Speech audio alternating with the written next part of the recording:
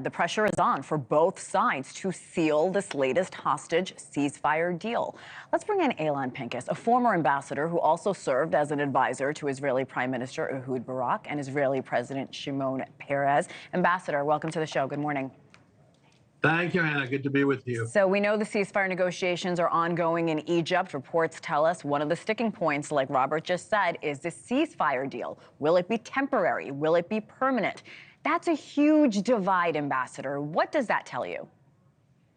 Well, it tells me something very simple. Both sides see the end of the war element as critical. And that stems, Hannah, from a different concept of what constitutes a triumph. Israel has cornered itself into a position saying that only the eradication, obliteration, annihilation, and toppling of Hamas would constitute a victory. So the end of the war now, in the context of a hostage deal, means that Israel failed to win. For Hamas, on the other hand, standing on their feet and waving a flag, even if it's one flag, constitutes a win. So they're insisting on a prolonged, extended, or an indefinite ceasefire. That's the sticking point. But there is a political element to this, Hena, and that is Mr. Netanyahu's political survival and coalition calculations. He's basically now juggling between two numbers: 64, which is the number of members of parliament in his coalition, and 33, which is the number of the hostages reportedly to be released in the first phase of such a deal. He seems to be clearly preferring the 64, meaning that I don't see, as tragic and sad as it sounds, I don't see a deal in the next 48, 72 hours. Do you think Netanyahu will make these concessions, especially considering he said in the past that the IDF is going into Rafah regardless? Do you think he will change his mind on that, especially to your point, knowing that he is awaiting corruption charges once he's outside of office in his government?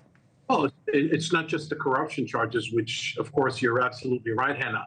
It's more than that. It's his mismanagement of the war.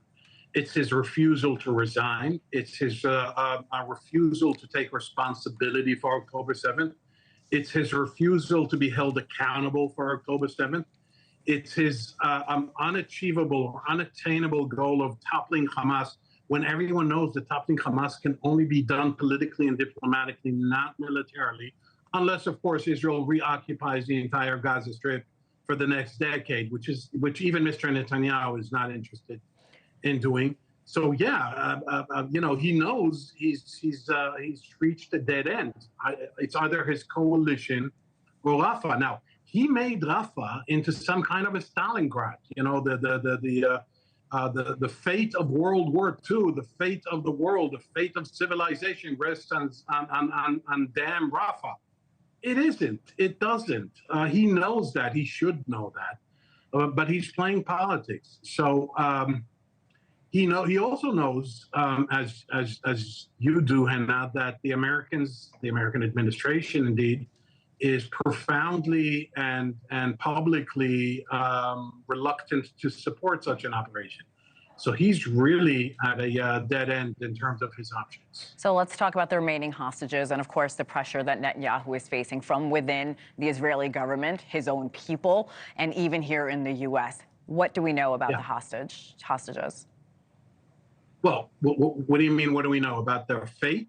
Their fate, and if Netanyahu is actually going to play a bigger role in getting these hostages home, or what he can possibly do to make sure that happens.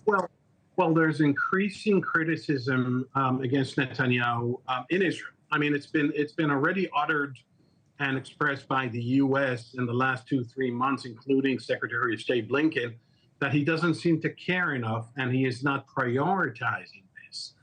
But domestically, or internally rather, in Israel, he's facing growing opposition because it seems as if in the last 48 hours, on the precipice of a possible deal, reportedly, he backed down. He said no. He said, we will attack Rafah no matter what. We will attack Rafah with or without a ceasefire. That's irreconcilable. You can't agree to a deal and attack Rafah at the same time, or it just doesn't work out. Thanks for watching. Go to joinnn.com to find NewsNation on your television provider. And don't forget to click the red subscribe button below to get more of NewsNation's fact-driven, unbiased coverage.